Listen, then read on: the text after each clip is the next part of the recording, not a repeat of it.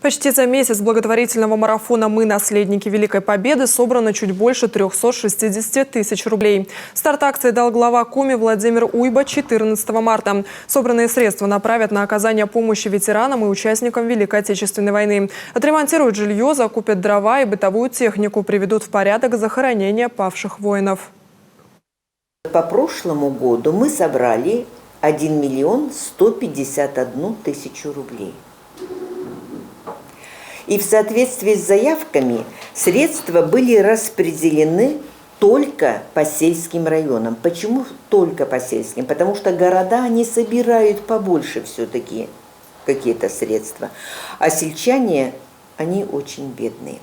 Поэтому, распределив деньги, мы оказали адресную помощь 203 человекам. То есть это были и ветераны войны, и просто рядовые пенсионеры. Сумма, которую мы посылаем в районные города, шла от, допустим, 70-60 до 100 тысяч рублей. Каждый сельский район получил вот такую сумму.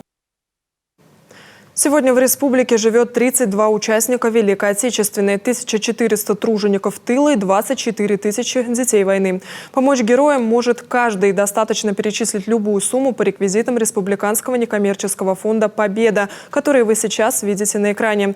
К сожалению, с каждым годом ветеранов Великой Отечественной войны становится все меньше. Поэтому нужно окружить их вниманием и заботой и сделать их жизнь комфортной.